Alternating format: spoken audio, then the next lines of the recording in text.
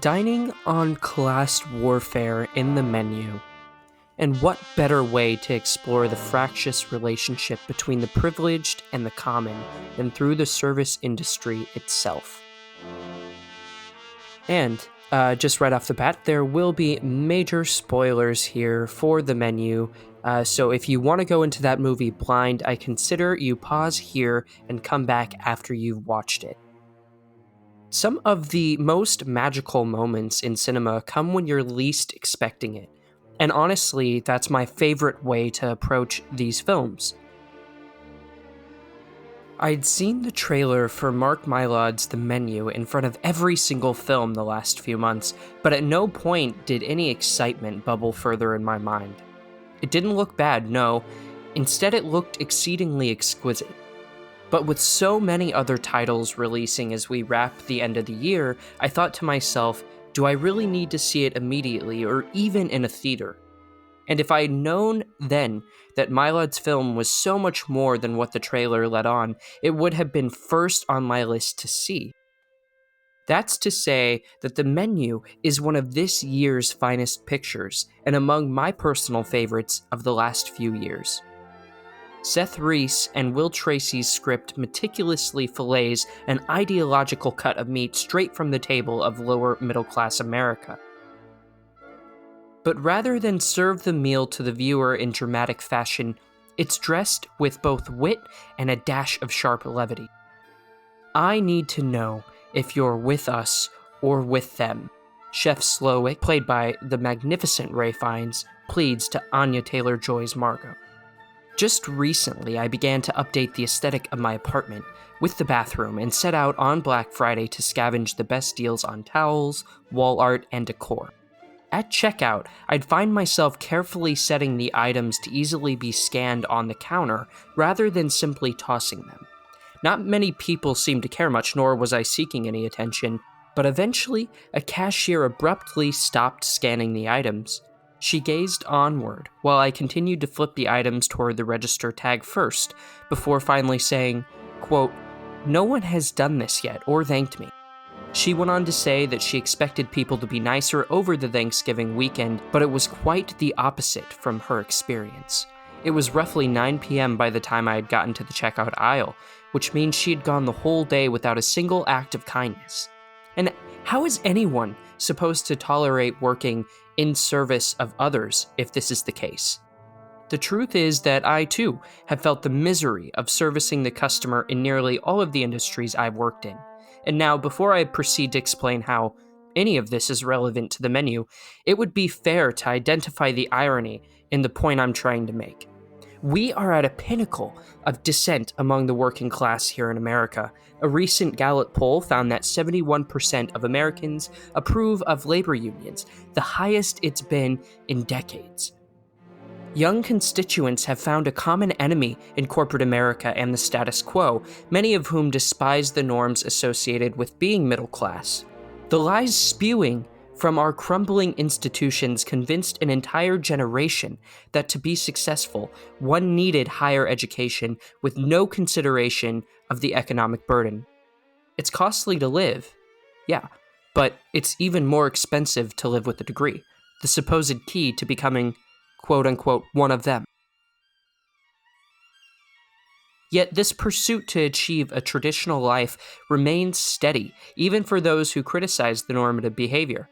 After all, even I am in the process of updating my apartment aesthetic to match what I believe to be acceptable from a middle-class perspective and erase the truth of my childhood. Ethan Taubman's work on the production design in the menu reminded me of the very same erasure of identity, just laden behind a world-class meal prep arena.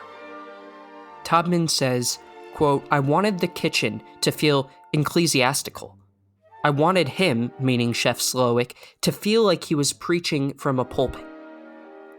So while we may arrive at Hawthorne on a remote island with the likes of Tyler, played by Nicholas Hoult, Lillian, played by Janek McTeer, the movie star, played by John Leguizamo, and Richard, played by Reed Birney, among others, we leave alongside Margot with a deeper appreciation for Chef Slowick, shifting the power dynamic effectively from the most renowned individuals to the essential worker.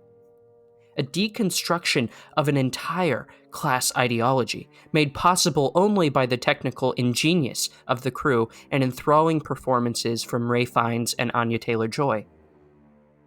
Peter Deming captures the allure of dining in an elusive restaurant for $12.50 a head, with the top 1% through his cinematographic lens, evoking a sense of dread even before the tables are turned on Hawthorne's patrons to reveal a truth many workers share. They'd rather give their lives than service the ungrateful.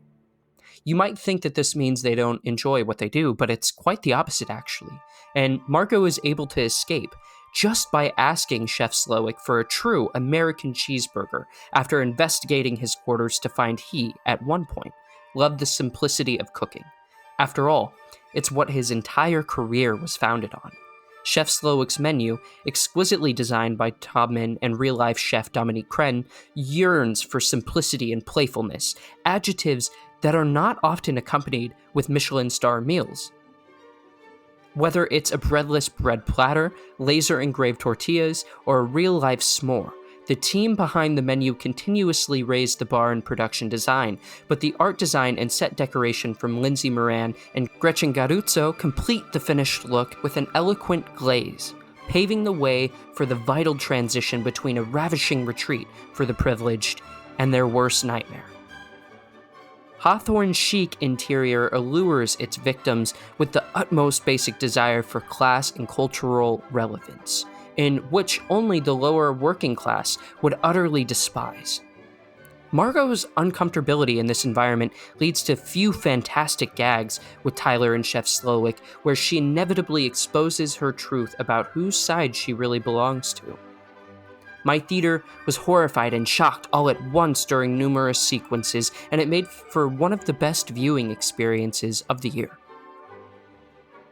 Mylod spoke with Collider about how the whole filmmaking team approached the world of food and beverage with a mashup of tones, saying, quote, "I think satire works best from a position of authenticity, and perhaps more emotionally important for me was I never wanted, even though I'm poking fun at the excess of that particular art form in that world, I never wanted to be disrespectful to the people that actually work and work so damn hard, because man, do people work hard in that industry."